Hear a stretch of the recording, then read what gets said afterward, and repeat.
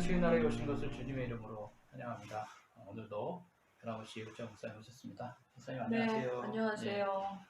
요새 그 대기업의 한 회장이 또 우울증으로 뭐 이렇게 유명을 달리하신 것 같고 한데, 목사님 사역 중에 우울증 환자분들이 되게 많으셨을 것 같은데, 네. 혹시 뭐 얘기해 주실 분 그중에 한 사람 있으면 좀 사례에 대해서 이야기 들어봤으면 좋겠습니다. 네. 제가 이제 사역을 하면서 우울증 환자들을 굉장히 많이 만났어요. 네. 근데 이제 제가 두 분류로 사람을 이렇게 나누는데, 네. 한 분류는 어떤 사람이냐면 이제 순종을 잘하는 사람, 성경 네. 말씀 그대로 순종이 제사보다 낫다고 주님 그러셨는데, 네. 순종을 잘하시는 분들이 대체로 그 사역이 잘 된다라는 얘기는 뭐냐면 치유가 잘 돼요. 네. 그리고 이제 한 분류의 사람은 네. 순종을 안 해. 제가 이제 상담을 할 때 네. 제가 하라는 대로 이제 잘 따라오시면 네. 치료가 잘 빨리 됩니다라고 이렇게 권면을 해요. 그건 뭐냐면 예배 시간에 잘 참석해야 되고, 그렇죠. 그다음에 이제 참석하면 제가 꼭 기도를 해드리잖아요.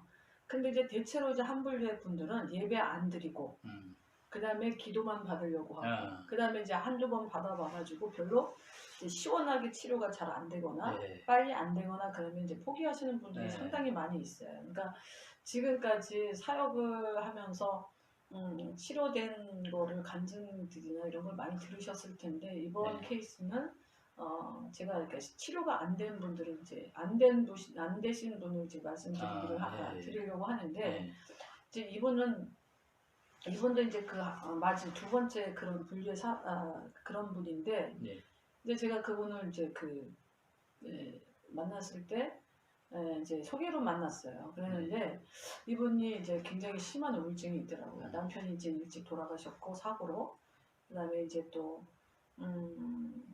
또 아들이 30대 초반에 또 이제 자살을 하게 됐고, 이제 저를 만났을 때는 아들이 자살하기 전인데, 근데 이분이 저희 교회 나오시면서 처음에는 잘 나오셨어요.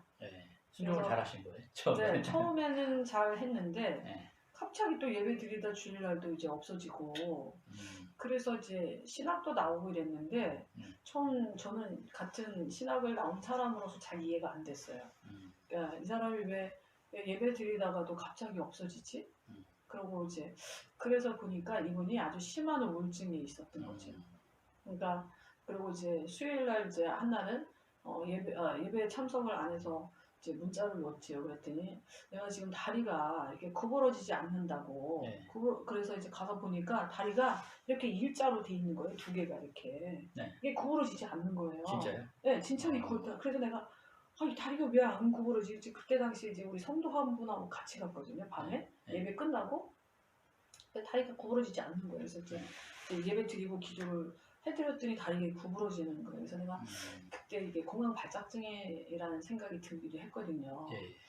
그래서 이제 그러고 이제 다리가 이제 구부러지고 그래서 이제 다음에 금요일날 다시 예배 나오게 됐는데, 이제 치료가 안 되는 분들의 특징이 뭐냐면 이제 예배는 잘 드리지 않고, 그다음에 그리고 그 질병이 다 우울증의 치료가 다 될 때까지 함께 예배드리고, 그다음에 내적 치유해야 되고 축사를 같이 겸해서 하잖아요. 저는 이제 동시에. 네, 그렇게 해야 되는데 그냥 그 우울증의 치료가 다 되기 전에 우울증의 치료가 다 안 됐는데도 불구하고 근데 예배 안 나오는 거예요. 그러니까 이런 분들이 제가 이제 상당히 사역하면서 많이 만났는데, 그래서 이제 다 치료가 될 때까지 같이 예배 드리고 기도 받아야 된다. 그렇게 이제 얘기를 했어요. 근데 그분도 처음에는 잘 따라오더니 잘 따라왔어요. 따라오고 이제 심지어는 제가 이런 말까지도 했어요. 그분이 이제 남편이 일찍 이제 30대에 돌아가시고 이제 그러다 보니까 상당히 재정적으로 자녀들 둘 기르면서 어려웠었잖아요. 그러니까 저희 교회 처음부터 나오신 분이 아니고 이제 처음에는 큰 교회에 다니셨던 분이에요. 그래서 제가 좀 안타깝게 생각하는 거는 정말 우리나라에서 참 가장 큰 교회라고 하는데 그 교회에서 좀 재정적으로 이렇게 어려운 분인데 이제 정부에서 준 아파트에서 살거든요. 그러니까 제가 그 집에 신방을 해서 보니까 집도 작은 데서 두 아이를 길렀거든요. 그러니까 두 자녀들은 지금 예수님 믿지 않아요. 그러니까 너무 힘들고 어려운 일들이 많았고, 그다음에 이제 뭐 교회에서 이렇게 돈도 없었고, 그래서 이제 교회 예수님 믿지 않는다 뭐 이런 얘기도 제가 직접 자녀들한테 들었거든요. 그래서 이제 그러면서 이분이 이제 이게 뭐 아무튼 교회를 안 나오게 됐어요. 그러면서 이제 좀 서서히 우울감이 이제 그 깊어지는. 우울증이 이제 점점 더 심해지고, 네. 그다음에 좀 만나는 분들도 없었고, 네. 그다음에 그러면서 이제 또 저희가 교회가 그 집사님 그분 그 전사님 집 근처에 있었는데 네. 이제 교회를 또 이쪽으로 이제 등촌동으로 또 이사를 오게 됐잖아요. 네. 그러면 이제 저희 교회 안 나왔어요. 근데 제가 그러고 나서 제가 교회 이전을 하기 전에 그분이 이제 교회를 안 나오게 됐잖아요. 그러고 나서 또 아들이 이제 30대 초반인데 아들이 또 이제 아들도 우울증을 통해서, 근데 이게 전염병은 아닌데, 그렇죠. 그러니까 엄마가 아주 오래전부터 우울증인 상태에서 자녀들을 양육을 했잖아요. 두 네. 딸과 아들을. 근데 아들이 또 심한 우울증이 있었던 거지. 네. 근데 그 아들을 만날 기회는 제가 없었어요. 저는 네. 저희 교회 나오지도 않았기 때문에. 근데 아들이 심한 우울증이 있었기 때문에 자살을 한 거겠죠. 그러니까 아들이 자살하고 나니까 이제 이 엄마가 우울증이 더 심해진 거지. 그래서 저는 이제 우울증을 이렇게 이제 저는 의사가 아니지만 네. 우울증을 이렇게 이제 사용을 하면서 제가 터득한 거는 네. 제가 위암에다 비유를 하거든요. 아, 위염을 치료하지 않으면 위궤양이 되고 계양을 치료하지 않으면 암이 되는 것처럼 그렇죠. 우울증을 치료 안 하면 네. 이게 정신분열로 가는 경우가 상당히 많이 있다. 그러니까 망상으로. 네. 피해망상, 과대망상. 네. 망상은 그게 분열이잖아요. 네. 그래서 그래서 이분이 이제 아들까지 그렇게 우울증을 통해서 이제 자살을 하고 나니까 심하게 아주 심한 이제 그렇게 폐쇄된 그런 공간에서 혼자 이제 생활하게 됐고, 집에서 혼자 생활하게 됐고, 딸은 또 이제 그 다른 데로 이제 엄마랑 같이 살지 않더라고요. 그래서 제가 이제 가서 그분이 이제 한번 이제 그 마트에서 이마트 근처에서 만났어요. 네. 이제 제가 이제 교회를 이쪽으로 이사를 와서 이제 마트에 갔다가 우연히 길에서 만났는데 이게 선글라스를 끼고 있더라고요. 그래서 목사님. 그래서 이제 오래간만에 봤으니까 목사님 나한테 할 말 있어요? 그러면서 그렇다고 그러니까 그러면 이제 이마트 안으로 들어와라. 그래서 이제 이마트 가서 찾아보니까는 선글라스를 벗고 옷을 갈아입고서 이제 왔더라고요. 네. 화장실 가서. 네. 그래서 그러면서 KT 이 직원들이 자기를 따라다닌다. 그것도 뭔 소리야? 네, KT 직원이 한 뭐 100명이 자기를 감시하고 있다. 근데 이게 망상인 거죠. 아이고. KT 직원들이 100명의 그 월급을 주면서 무엇 때문에 본인을 따라다니겠어요. 뭐 생각을 해보세요. 그러니까 전혀 뭐. 그랬는데 내가 그렇지 않다 그랬더니 목사님은 아무것도 모르면서 말을 그렇게 한다고. 그래서 제가 더 말을 진행하지 않았어요. 그래서 내가 딸 전화번호를 알고 있기 때문에 아니 엄마가 이러는 모습을 보니까 이게 연락을 해줘야 되겠다 싶어서 이제 했더니 그렇죠. 딸이 그러는 거예요. 아주 친절하게 전화를 받아요. 그래서 그러면서 내가 경찰하고 가겠다. 자 이제 파출소다. 그래요.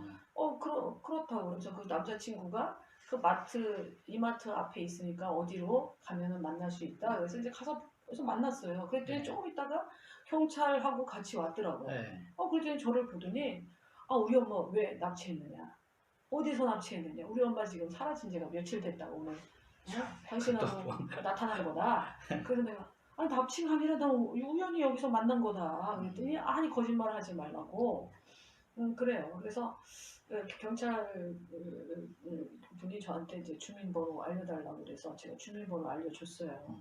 납치 당한 것 같아서 신고가 들어왔기 때문에 주민번호를 알아야 된다는 거지. 그래서 주민번호 알려주셨어요. 그러니까 문제가 있으면 저한테 연락하시라고 전화번호까지 제가 명함까지 다 드리고 했는데, 근데 그러고 이제 그분들은 갔죠. 그래서 가고 나서 이제 그 다음에 제가 이제 여러 번 이제 전화번호도 계속 바뀌고 이렇게 했어요. 왜냐하면 감시하고 근데 집에다가 나중에 만나서 얘기를 들어봤더니 그 나쁜 사람들이 자기네 집에 자기 외출을 하면 문을 따고 들어와서 다 독약을 뿌리고 간다는 거지. 뭐 음식에도 뿌리고 뭐 어디도 뿌리고 다 뿌린다고 그러고 네. 심지어는 밖에서 자기 집에 있을 때는 밖에서 뭐 문틈으로 독약을 뿌린다는 거예요.